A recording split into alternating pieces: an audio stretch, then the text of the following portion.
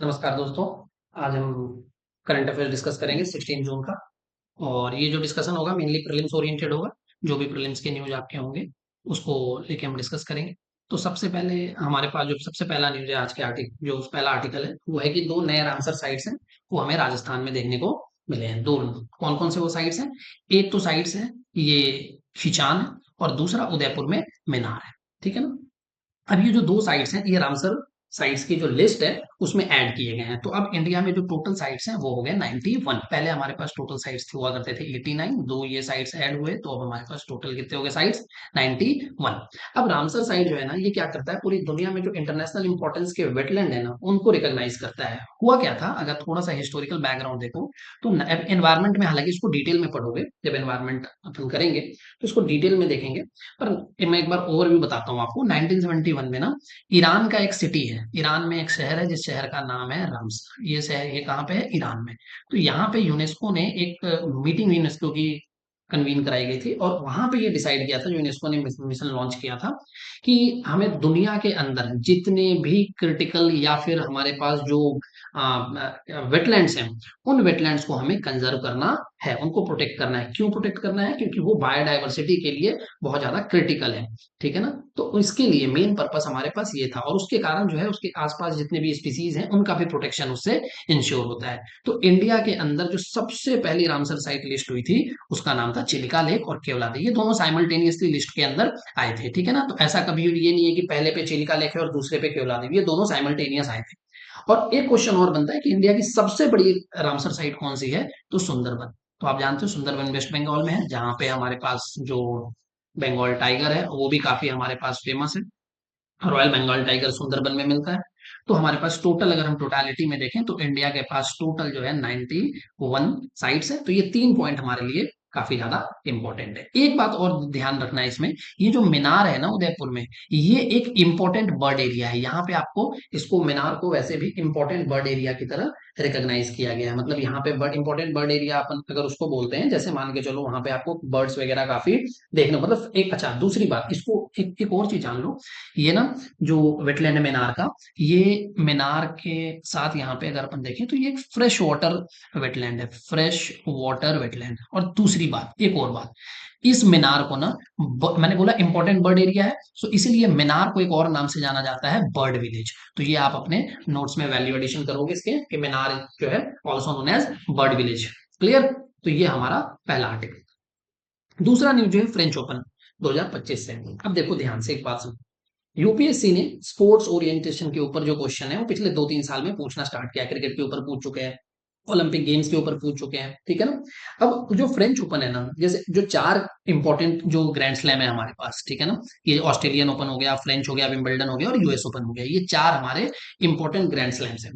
ठीक है ना। इनमें से दो जो है हार्ड कोर्ट पे खेला जाता है, एक क्ले कोर्ट पे और एक ग्रास कोर्ट पे। ठीक है ना। तो चारों के टाइम फ्रेम भी है, जैसे मैंने बता रखा है। ऑस्ट्रेलियन ओपन जो है वो जनवरी में है, फ्रेंच ओपन अभी जस्ट कंक्लूड हुआ है जून में, विंबलडन जून जुलाई में होता है और यूएस ओपन अगस्त सितंबर में। तो इसमें अब हमारे दो जो इंपॉर्टेंट टेनिस प्लेयर हैं भी इसमें, जैसे अभी तो कार्लोस अल्काराज बहुत इंपॉर्टेंट और जेनिक सिनर चल रहे हैं। पर आप देखोगे तो जोकोविक हो गया, नडाल हो गया, ठीक है ना, रोजर फेडरर हो गया, ये हमारे कुछ दुनिया के जो जो कहते हैं ना कि बड़े लेजेंड हो गए, गोट ग्रेटेस्ट ऑफ ऑल टाइम। तो उस टाइप के प्लेयर हैं जो एसोसिएट करते हैं अपने आप को टेनिस से। तो अब ये जो टेनिस फ्रेंच ओपन हुआ है ना, तो अभी जो 2025 में जो फ्रेंच ओपन हुआ है, जो one of the 4 grand slam tournaments है, तो कार्लोस अल्काराज जो एक स्पेनिश प्रोफेशनल टेनिस प्लेयर है, उन्होंने किसको हराया है? एक इटालियन प्लेयर को, Italian professional player Jannik Sinner को। और ये जो है ये एडिशनल इन्फॉर्मेशन है कि विमेन में सिंगल में कौन जीता है, तो पोगोव जीती है। मेंस डबल आप देखोगे तो मार्शल और जेवलोस, और विमेन डबल्स में जैस्मिन पाओलोनी और सारा इरानी। ठीक है ना। तो ये एडिशनल इन्फॉर्मेशन है मेन आपको फ्रेंच ओपन से रिलेटेड कि किस स्पोर्ट से फ्रेंच ओपन जो है विंबल जो है ग्रैंड स्लैम टूर्नामेंट्स हैं और कितने ग्रैंड स्लैम्स होते हैं, किस पे खेला जाता है। तो एक आपको बस इतना एक इन्फॉर्मेशन ही काम का है। ठीक है ना।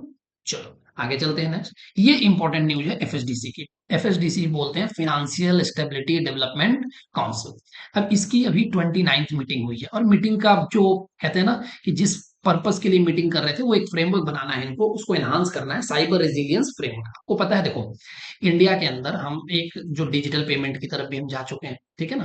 पर दो चीजें यहाँ से आती है, एक तो हमारे पास फिनेंशियल लिटरेसी होनी चाहिए, दूसरा डिजिटल लिटरेसी होनी चाहिए। ये दोनों कंपोनेंट है, हमारे मैक्सिमम लोगों के पास ये दोनों स्किल सेट नहीं है, ठीक है ना। और इसका इसका कारण क्या है कि हमें देखने को मिलता है साइबर, इसका जो है वो क्या देखने को मिलता है, साइबर फ्रॉड्स, ठीक है ना। तो साइबर फ्रॉड होते हैं इसके कारण। तो इन चीजों को ध्यान में रख के एक रेजिलियंट फ्रेमवर्क बनाया जा रहा है कि एक्स वाई जेड सिचुएशन में हमारा मोडस ऑपरेंडी क्या होगा, एक स्टैंडर्ड ऑपरेटिंग प्रोसीजर क्या होगा, उसके फ्रेमवर्क के लिए एक मीटिंग हुई। तो मीटिंग इतना इंपॉर्टेंट नहीं है, ये एफएसडीसी बॉडी क्या है ये ज्यादा इंपॉर्टेंट है। तो सबसे पहला क्वेश्चन बनता है कि अगर वो आपको स्टेटमेंट देंगे कि the FSDC is a constitutional body और स्टैच्यूटरी बॉडी, ठीक है ना, कमीशन और FSDC is an executive body.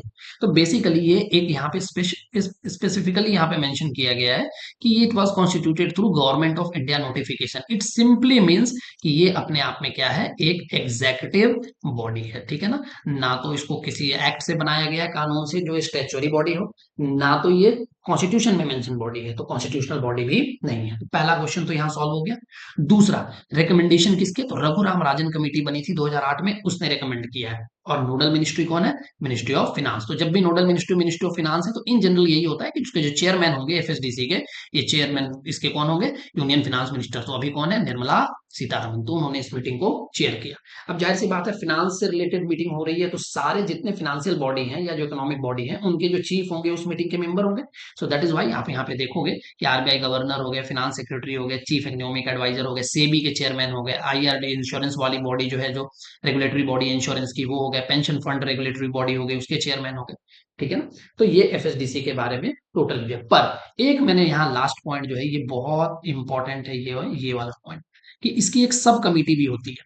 अब एफएसडीसी की सब कमिटी आए तो इसके चेयरमैन जो है, बस एक पॉइंट जानना है कि ये सारे मेंबर तो इनको भी यहाँ पे भी आएंगे, लेकिन इसमें बस चेयरमैन जो है, इसमें जो सबसे आगे लिखे हैं आरबीआई गवर्नर, ये इसको जो है लीड करेंगे। तो चेयरमैन कौन होगा, गवर्नर ऑफ आरबीआई, ठीक है ना। तो एफएसडीसी की जो सब कमेटी है उसके चेयर होंगे आरबीआई गवर्नर, और एफएसडीसी के चेयरमैन होंगे यूनियन फिनांस मिनिस्टर। क्लियर। चलो नेक्स्ट आर्टिकल पे चलते हैं। अगला आर्टिकल जो है वो सुप्रीम कोर्ट की जजमेंट अभी आई है नार्को एनालिसिस टेस्ट पे, ठीक है ना। अब narco analysis test supreme court ने बोला है कि आप देखो क्या होता है, जब कभी भी कोई क्रिमिनल एक्टिविटी हमें देखने को मिलती है, ठीक है ना, जब कभी भी आप देखो किसी भी तरीके की कोई क्रिमिनल एक्टिविटी होती है, ठीक है ना, तो पुलिस का काम होता है कि भाई आप उसको अरेस्ट करोगे, आप अरेस्ट करने के बाद जो भी एविडेंस है वो एविडेंस जो है इन्वेस्टिगेटिंग, जो भी इन्वेस्टिगेटिंग ऑफिसर होते हैं वो बेसिकली क्या करते हैं, इन्वेस्टिगेट करते हैं और अलाइन करते हैं, ठीक है ना, एविडेंसेस को। फिर उसके बाद उनका काम होता है कोर्ट के सामने सारे एविडेंसेस सबमिट करना। पर इसमें क्या होता था कि नार्को एनालिसिस टेस्ट जो है ना, बेसिकली अगर आप इसको देखोगे तो ये एक फोरेंसिक टेक्निक है, जिसमें हम क्या करते हैं, कुछ साइको एक्टिव ड्रग जैसे सोडियम पेंटाथल देते हैं, ठीक है ना। इससे क्या होता है, बॉडी जो है थोड़ी सी जो है ना उनका जो कॉन्शियस स्टेट जो है ना वो धीरे धीरे धीरे चला जाता है। और फिर वहां से हम क्या करते हैं, वो सच बोल रहा है झूठ बोल रहा है, जो भी हमें इन्फॉर्मेशन हाँ ना जिस फॉर्म में भी हमें निकालना होता है हम निकालते हैं, फिर हम एविडेंस तक पहुंचते हैं। तो अभी क्या हुआ कि सुप्रीम कोर्ट ने क्या किया, सुप्रीम कोर्ट ने रूल किया कि नार्को एनालिसिस टेस्ट ना, जिसके एक्यूज पर्सन है ना, जिसके ऊपर आरोप है, अगर वो तैयार होगा, उसकी कंसेंट देगा तो ही हो सकता है, अदरवाइज नहीं हो सकता, ठीक है ना। क्योंकि बिहार में क्या हुआ था कि बिहार में जो स्टेट ऑफ बिहार हो गया या फिर मद्रास में, दोनों जगह सुप्रीम ऐसा हुआ था कि जब ये केस चल रहे थे तब ये बात बोल दी गई थी कि नहीं ठीक है, आप कर सकते हो, ठीक है ना, आप नार्को एनालिसिस टेस्ट जो है वो कर सकते हो। लेकिन धीरे धीरे over the period of time supreme court को लगा कि नहीं, ठीक है ना, हम ये नहीं कर सकते, और इसके उन्होंने रीजन भी बताया। अच्छा, रीजन उन्होंने सिंपल क्या दिए, ये हमारे एक जो है पॉलिटी पॉइंट ऑफ व्यू से इंपॉर्टेंट है। क्या रीजन दिया उन्होंने, एक तो इन्होंने बोला कि ये वायलेट करता है article 23 right against self incrimination. मतलब आप मेरे ऊपर कोई किसी, मैं ही अक्यूज हूं, सपोज मेरे ऊपर ही आरोप है और आप मेरे को ही बोल रहे हो कि मैं ही अपने अगेंस्ट गवाही दूं, तो हमारे कॉन्स्टिट्यूशन में हमें ये फंडामेंटल राइट मिला हुआ है कि राइट अगेंस्ट सेल्फ इंक्रिमिनेशन, की no person accused of any offence shall be compelled to be a witness against himself, ठीक है ना। बट ध्यान रखना है कि ये जो 20 clause 3 है ये सिर्फ क्रिमिनल केसेस के लिए एप्लीकेबल है, सिविल केसेस के लिए एप्लीकेबल नहीं है। क्लियर। और दूसरा 21 राइट टू पर्सनल लिबर्टी, कि आप, ठीक है ना, कि आप पर्सनल लिबर्टी को भी जो है वायलेट नहीं कर सकते। तो इन दोनों का वायलेशन माना जा रहा था, तो सुप्रीम कोर्ट ने नार्को एनालिसिस को कंसेंट के साथ एसोसिएट कर दिया कि जो भी अक्यूज पर्सन है अगर वो अपने कंसेंट देगा तो ही हम नार्को एनालिसिस टेस्ट कर सकते हैं। क्लियर? अच्छा, इसमें जो ये जो मैंने ड्रग का नाम लिखा है ना, सोडियम पेंटोथल, इसको ट्रुथ ड्रग के नाम से भी जाना जाता है, also known as truth drug. Clear होगी बात? चलो आगे चले। Next article, India first e waste eco park. ठीक है ना? अब ये कहाँ पे बन रहा है? ये पहला इको पार्क स्टैब्लिश किया जाएगा होलंबी कलां में, ये दिल्ली में है। ठीक है ना? और दिल्ली में ये फर्स्ट इको पार्क बनेगा, और ये एक कटिंग एज फैसिलिटी के साथ होगा। ठीक है ना? जिसमें एक कैपेबिलिटी होगी कि ये प्रोसेस करेगा 51,000 मीट्रिक टन ई वेस्ट हर साल। ठीक है ना? जितने ई वेस्ट मैनेजमेंट रूल में 106 तरीके के सारे, ऑल, तो यहाँ पे एक कीवर्ड इंपॉर्टेंट है, ऑल। ठीक है ना? कई बार हम यूपीएससी में क्वेश्चन देखते हैं कि ऑल, और इसको हम एक्सट्रीम स्टेटमेंट मान लेते हैं, और एक्सट्रीम स्टेटमेंट के बाद हम क्या करते हैं, हम इसको रूल आउट कर देते हैं कि नहीं, सारे कैटेगरी तो नहीं हो सकते। पर इसमें ध्यान रखना है कि सारे 106 कैटेगरी जो है ई वेस्ट के, जो ई वेस्ट मैनेजमेंट रूल्स में मेंशन्ड है, उन सारे ई वेस्ट को ये कवर करेगा, और वहां पे ये इसको जो भी प्रोसेस करना होगा सारे कैटेगरी को प्रोसेस करेगा। क्लियर होगी बात? अब सवाल आता है कि इसकी इंप्लीमेंटिंग एजेंसी कौन है? तो Delhi state industrial infrastructure development corporation, DSIIDC।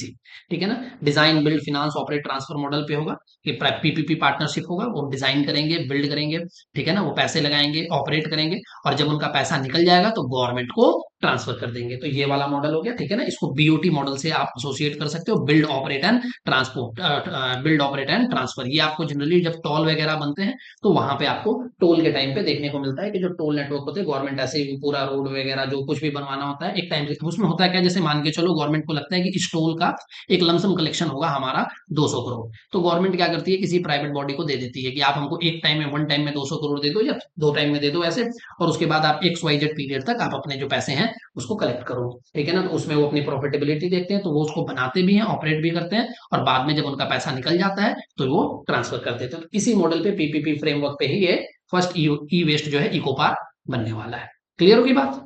चलो आगे चले। अगला, ये लास्ट आर्टिकल है कि इंडिया का पॉपुलेशन जो है वो कितना हिट किया है, 146.39 करोड़। देखो, हमारा अपना मानना है कि हम 141 या 142 करोड़ के अराउंड है। ठीक है ना? पर यूनाइटेड नेशन जो पॉपुलेशन फंड है, ये क्या करती है, एक रिपोर्ट इशू करती है जिसको बोलते हैं SOWP, state of world population report. ठीक है ना? और उसमें एक रिपोर्ट जिसका टाइटल है द रियल फर्टिलिटी क्राइसिस, तो ये रिपोर्ट रिलीज किया है जिसमें इंडिया की जो पॉपुलेशन है, उन्होंने बताया कि इंडिया की पॉपुलेशन कितनी है, 146.31। और ध्यान देने वाली बात यह है कि इन्होंने चाइना की पॉपुलेशन 141 करोड़ बनाई है, बताया। ठीक है ना?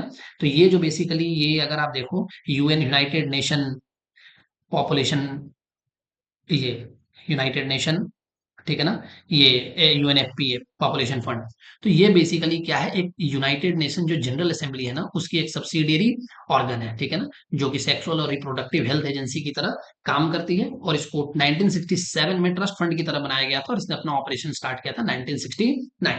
हमने क्या किया, हमने कुछ सस्टेनेबल डेवलपमेंट गोल्स डिसाइड किए हैं।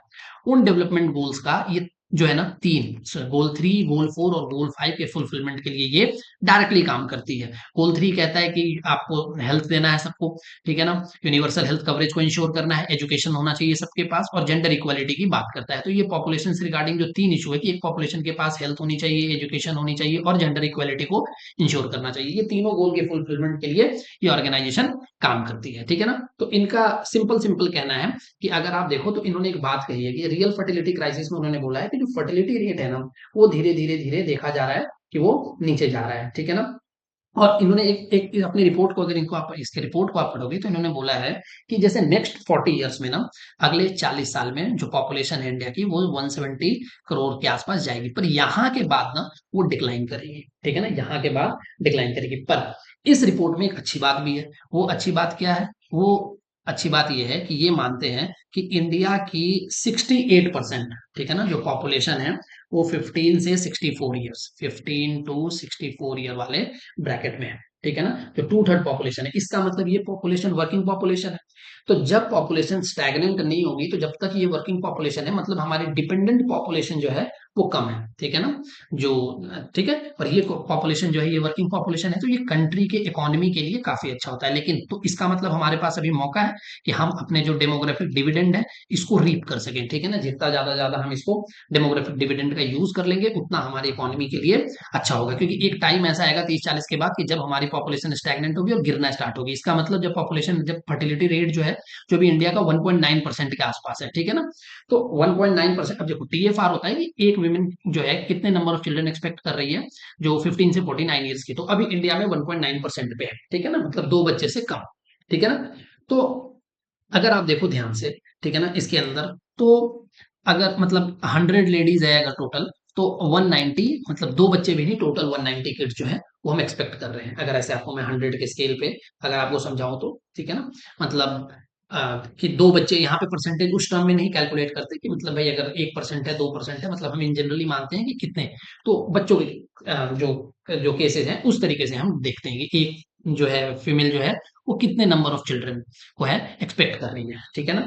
तो अगर आप एकदम बहुत ज्यादा ध्यान से इसको देखो, तो हमारे लिए इसके अंदर एक जो मैंने बताया, एक तो पॉजिटिव यहाँ पे है, लेकिन जब पॉपुलेशन स्टैग्नेंट हो जाती है ना, जब फर्टिलिटी रेट नीचे जाती है, और तो क्या होता है, धीरे धीरे धीरे ओल्ड एज पॉपुलेशन वो जो वर्क जो है वो बढ़ने लग जाते हैं, और यंग जो पॉपुलेशन है वो धीरे धीरे धीरे इसकी रैपिड, ये एग्जैक्टली यही सिनारियो कहाँ पे हुआ है, जापान में आपको देखने को मिलेगा। तो जापान में यही हुआ है, तो वहां पे जापान के अंदर, फिर चाइना में भी हुआ था, तो चाइना में वन चाइल्ड पॉलिसी भी आई थी, बाद में सबको स्क्रैप कर दिया गया था। तो पॉपुलेशन बहुत इंपॉर्टेंट है, हमें फर्टिलिटी रेट को भी इंश्योर करना है।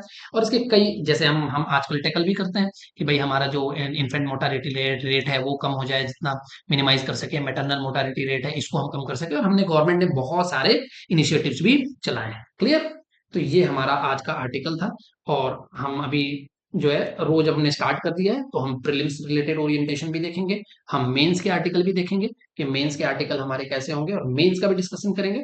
साथ में मैं ये सोच रहा हूँ, ये प्लान कर रहा हूँ कि किसी एक सब्जेक्ट को या एक सब्जेक्ट, मतलब सब्जेक्ट वाइज, जैसे मैथ्स में सीसेट जो है, इस साल अगर प्रीलिम्स का जिनका जिनका रिजल्ट आया होगा तो उन्होंने देखा होगा ये कि सीसेट जो है ना वो साइलेंट किलर था। तो मैं सोच रहा हूँ सीसेट और एसएससी जो सीजीएल वगैरह जो प्रिपेयर करते हैं उनके लिए थोड़ा मैं क्वांटिटेटिव एप्टीट्यूड की क्लास या रीजनिंग की क्लास देखता हूँ, जैसे भी प्लान आउट कर रहे हैं अभी हम लोग, तो वैसे एक सीरीज जो है उसकी स्टार्ट की जाए, ठीक है ना। तो थैंक्स फॉर वॉचिंग। आप अपने जो वीडियोज हैं उसको देखो, आप पीडीएफ नोट्स भी मिल जाएंगे, और आप अपने, लेकिन मैं हमेशा कहता हूँ कि नोट्स आपके खुद के होने चाहिए, तो आप नोट्स बनाओ, जो डिस्कशन है उससे आप अपने वैल्यू एडिशन करो, और फिर अपन जो है इसमें डिस्कशन करने के बाद फिर अपन जो मेंस वाला पार्ट है वो भी हम डिस्कस करेंगे। चलो, थैंक यू।